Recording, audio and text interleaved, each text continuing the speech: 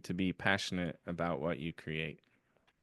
Um, yeah, just to some regard. I think you have to carry some level of passion. Even if it's not a project you're passionate about, you still got to be passionate about what you're doing.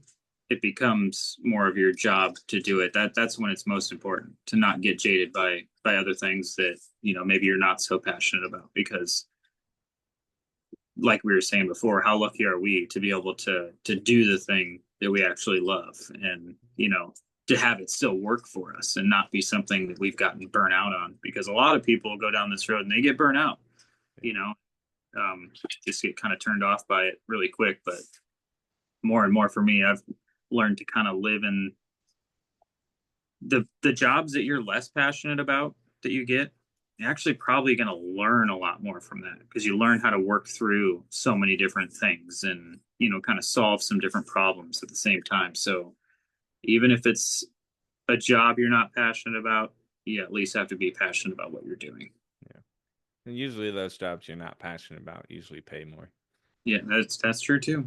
Pay the bills. Yeah. you know it's okay. And Sometimes at the end of the day, like you gotta, at least you get a paycheck. You're kind of, you gotta put bread on the table and be able to pay your bills and stuff. So yep. I kind of was saying you didn't have to be passionate about it, but the more I talk to people, the more I kind of agree with what more people are saying. It's like you may not be passionate about the job, but you're passionate about what you do. Yeah. Yeah.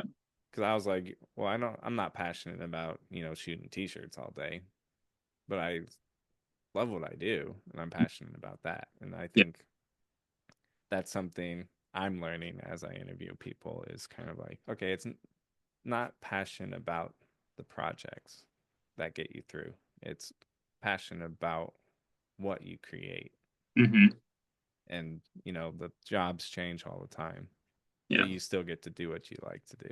Yeah. And if you're patient, and even within those moments that you're not so passionate about the project that you're working on, um, there'll be a little moment in there where you can kind of put your little signature on it, where you're like, that was the little defining moment of the day, and it's just like that little warm hug that we can all give ourselves at the end. They're like, oh, that's what I needed to kind of flip that one a little bit. Like, Yeah. even though things weren't quite coming together, the crew itself maybe wasn't working together so well.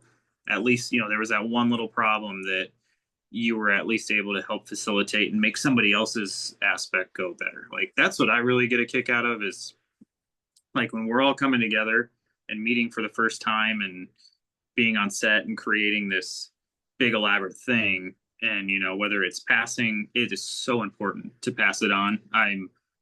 The I hate gatekeeping. It is the most like, it's not going to do any better for you, and anymore with social media and how things are, and especially YouTube University, like nothing is sacred anymore. So I don't understand some of the gatekeeping that still takes place today. But that's kind of like a, not to get on, not to digress too much, but again, like just being in the moment, being present, and just kind of waiting for those little, you know, golden nuggets to pop up where we can do something to help somebody else task or job or make them feel better. Like that feels great. You kind of just made me think about my internship during college.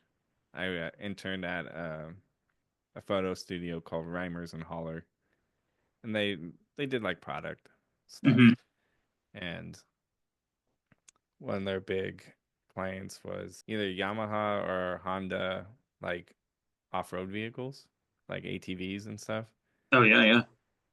And they were shooting on medium format film, and they had the huge light banks and everything. And at the time, I was just like, I hate studio work. I don't want to be here. I want to be at a hardcore show. I Yeah. want to be a concert photographer. So I really I wasn't present a lot of the times because I was either tired because I shot a concert or school or whatever. And I'm just like, I look back now and go, man, I had such an opportunity to pick these guys' brains. I mean, I would see them, holding white and black cards, just going like this for like 5 minutes on a little thing. And I'm just like, shoot me. This Yeah. is awful. And now I know what they're doing because I do it for work. And I'm like, I should have been picking their brains a little bit more. Yeah, you may not have passion, but I think it is important to be present. And kind of another layer to that too is, and I'm something that I've was kind of guilty of like back when like we first met, and it was like I was so driven and just like being the photographer then. Like it wasn't even when I was getting like retouching work, it was still like just be the photographer, get to the photographer. Like you got to have a camera, like got to be in the driver's seat. You know, I didn't realize in not being like I needed to be more present in those moments because there were a lot more. There was so much more learning that I needed to do. Like you're just driven by ambition then, and it's your blinders are on. You know, Right. um, and the more I've kind of gotten into this journey of, doing all this stuff, I've learned to really appreciate all the separate pockets you can get into. And I didn't realize how kind of closed off I was making myself. I was like kind of wasn't really allowing all these other opportunities to really hit me and feel present in those moments because now what I miss most about and is just like being able to chop it up with you guys so much and like the more responsibility you get on set it's not always the best because sometimes you miss just being able to kind of like have a back seat a little bit. Yeah, you're like okay, yeah, you need to stand, cool, Yeah. because now like I'm in a place now where I have to be on a lot. Like I don't get to be, you know, the third or fourth assistant that's just kind of like, get to grab something and chill out and Right. kind of network with everybody. So um, learn to appreciate a lot of those moments more now. Be very present in the opportunities you're given when they're given to you. I'm getting to the point too. I've done it. I don't really care for the credit at this point. Hmm. Like, I don't see a whole lot of like new feathers to put in my cap, so to speak. Yeah. So now it's like, how can I get this person to get their first feather? It starts coming with age too, is like, how do I pass this on? Yeah. Our industry is full of gatekeepers.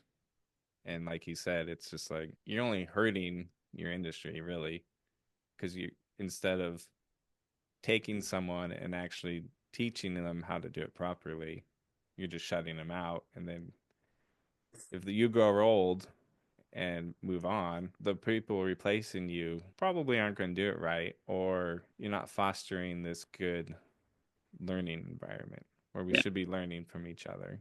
Exactly. And also now it's kind of like now we're in this interesting pocket and not to like generalize it or kind of put too much shade on anything, but what I've noticed is like there's a little bit of the gatekeeping and then there's the younger generation that just wants to be there and they don't necessarily really care about technique and how they get there. They just want to they just want to be the person right away, and I can relate to that because I've been there before. But the sooner you can kind of shed yourself from that, um, you'll you don't realize how far you start going when you just kind of stop thinking about it and just start pounding pavement. Yeah, I feel like I had more doors open when I was just willing to put in the time. Yep.